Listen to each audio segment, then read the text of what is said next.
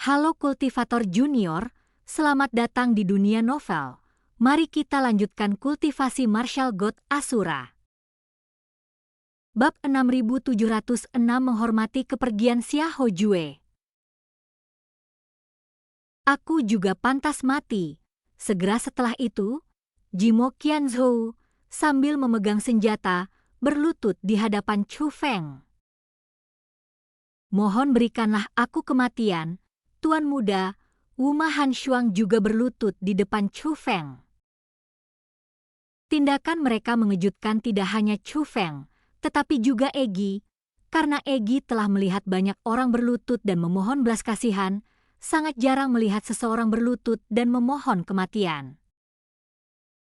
Pada saat itu, Baili Zilin juga berlutut di samping ayahnya. Dia jauh lebih berlebihan daripada ayahnya, dengan panik bersujud kepada Chu Feng. Tuan muda, ini salahku, ini semua salahku. Aku telah mengklaim keberhasilanmu dalam membangkitkan altar penjara. Itu tidak ada hubungannya dengan ayahku. Tolong ampuni ayahku, Baili Zilin menyeringai lebar, menangis begitu pilu hingga air mata dan ingusnya bercampur menjadi satu, membuatnya tampak agak menjijikan. Namun yang lebih penting, dia sangat tulus. Ini adalah pertama kalinya Chu Feng melihatnya begitu tulus. Namun bukan untuk dirinya sendiri, melainkan untuk memohonkan pengampunan bagi ayahnya. Dia melakukan ini untuk ayahnya. Sejujurnya, bahkan Chu Feng pun terharu. Namun pada saat itu, Baili Sukong tiba-tiba berdiri dan menjambak rambut anaknya. Baili Sukong mengangkat Baili Zilin seperti anak ayam. Kau berani-beraninya mengatakan itu? Jika kau tidak iri pada tuan muda dan bersikeras menjadi musuhnya, semua hal itu tidak akan terjadi. Kaulah pelakunya, aku akan membunuhmu duluan. Saat Baili Sukong berbicara, dia benar-benar mengangkat senjata suci, pedang besar, di tangannya. Semuanya terjadi terlalu cepat. 6 penatua dari faksi netral itulah yang bereaksi lebih dulu. 2 di antara mereka menangkap Baili Sukong, 2 lainnya merebus senjatanya, dan 2 sisanya berusaha menyelamatkan Baili Zilin. Namun cengkeraman Baili Sukong pada rambut putranya terlalu kuat, dan mereka tidak mampu menyelamatkan Baili Zilin. Sebaliknya, Baili Zilin meringis kesakitan, dan ingus serta air matanya mengalir semakin deras. Baili Sukong, putramu Baili Zilin memang bersalah atas kejahatan keji, dan kami tidak akan menggunakan putramu sebagai alasan. Namun karena tuan muda ada di sini, bukan wewenangmu untuk memutuskan bagaimana menghadapinya, kita harus mendengarkan tuan muda, Tetua Tingyun berkata. Setelah mendengar itu, Baili Sukong sedikit tenang dan menoleh ke arah Chu Feng. Tatapan matanya itu sangat patuh, jenis kepatuhan yang akan ditunjukkan Chu Feng kepadanya tanpa ragu-ragu, bahkan jika itu berarti membunuh siapapun yang diminta Chu Feng, atau bahkan membunuh dirinya sendiri. Baili Sukong, maukah kau mendengarku? Chu Feng akhirnya angkat bicara. Tuan muda, hidupku adalah milikmu, Baili Sukong langsung merespons. Kalau begitu, lepaskan anakmu. Mendengar perkataan Chu Feng, Baili Sukong akhirnya melepaskan Baili Zilin, dan Baili Zilin juga ketakutan, karena tahu bahwa ayahnya setia kepada kepala penjara. Bahkan kesetiaannya kepada kepala penjara dipengaruhi oleh ayahnya, yang tahu bahwa tanpa kepala penjara, sekte penjara tidak akan ada, namun dia tidak pernah menyangka bahwa ayahnya benar-benar akan membunuhnya. Sebenarnya, saya cukup terkejut dengan apa yang terjadi hari ini. Saya tidak pernah membayangkan bahwa kakekku memiliki hubungan yang begitu dalam dengan sekte penjara. Tapi yang tidak kusangka adalah meskipun kakekku tidak ada di sini, kau masih begitu menyayanginya.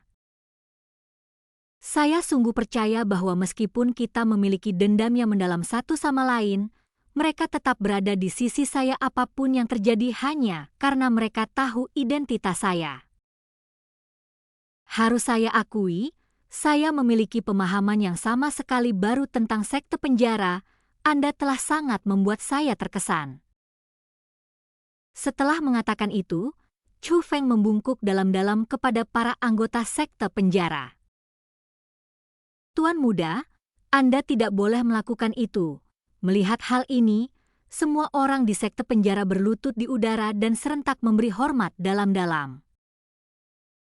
Adegan ini semakin menyentuh hati Chu Feng. Jika Baili Sukong dan para tetua netral mengikuti kakek mereka, kesetiaan mereka dapat dipahami. Jadi, generasi muda seperti Baili Zilin dan Chen Hui, serta sebagian besar orang yang hadir, sebenarnya belum pernah bertemu kakek Chu Feng. Namun mereka tetap sangat setia kepada kakek mereka. Ini bukan lagi masalah pribadi, melainkan cerminan dari budaya sekte penjara. Ini adalah budaya yang telah diwariskan dari generasi ke generasi. Inilah juga alasan mengapa Chu Feng memiliki rasa hormat yang baru terhadap sekte penjara. Budaya dan kekompakan semacam ini adalah sesuatu yang tidak dimiliki oleh sebagian besar pasukan dan keluarga. Oke, bangunlah, jangan bicarakan masa lalu. Mulai hari ini, sekte penjara dan klan Chu adalah dua keluarga. Siapa yang setuju dan siapa yang tidak setuju? Chu Feng bertanya. Saya setuju. Semua orang di sekte penjara mengangkat tangan mereka secara bersamaan, sebagian orang, dalam upaya menunjukkan ketulusan mereka, bahkan mungkin berlutut di tanah dengan tangan terangkat seolah-olah menyerah, yang terlihat cukup lucu. Hal ini bahkan membuat Chu Feng yang biasanya serius tersenyum. Siapa yang menyangka? Sekte penjara, sekte yang paling ditakuti di dunia seni bela diri, ironisnya adalah salah satu kelompok yang paling setia di dunia. Dan mereka juga memiliki sisi yang menggemaskan. Namun tiba-tiba, Chu Feng teringat seseorang. Tuan Xiahou Jue, mungkinkah dia sudah? Chu Feng bertanya. Ya, aku hampir lupa tentang anak itu. Saat Chang Li berbicara, dia melambaikan lengan bajunya, dan sosok Xiahou Jue mendarat di depan Chu Feng. Xiahou Jue. Saat melihat Xiahou Jue, Baili Sukong, Wu Ma Han Shuang, dan Jimo Qianzhou semuanya bergegas maju. Mereka bertarung berdampingan selama bertahun-tahun, dan hubungan mereka seperti hubungan saudara. Saat ini, semua orang merasa sangat sedih, bahkan Wu Ma Han Shuang, seorang tokoh setingkat panglima perang di penjara, pun terharu hingga menangis. Karena jiwa Xiahou Jue sudah setipis udara, mereka semua dapat melihat bahwa Xiahou Jue sudah mendekati akhir hayatnya. Apakah ada cara untuk menyelamatkannya?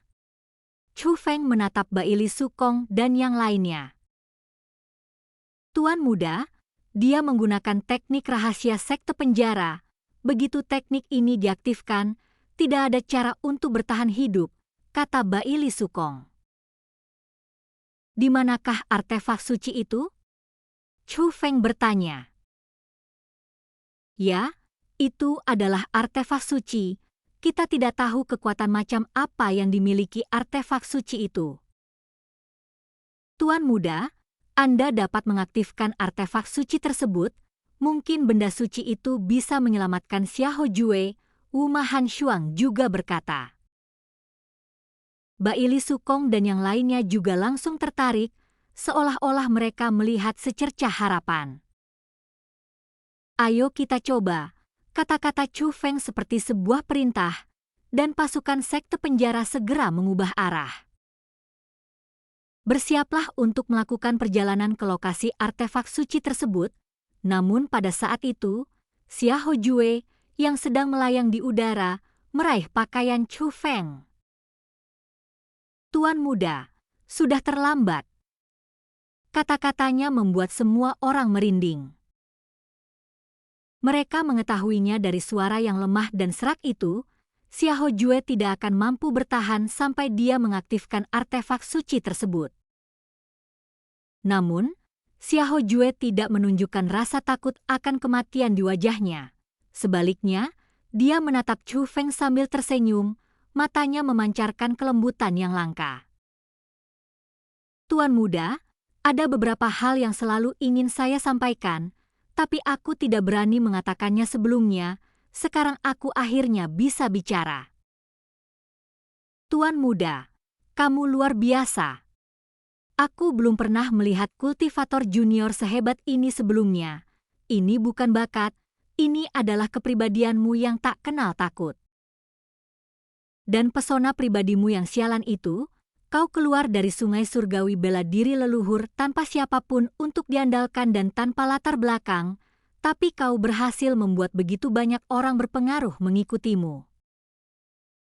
Dalam waktu singkat, kamu menjadi jenius paling terkenal di seluruh dunia seni bela diri.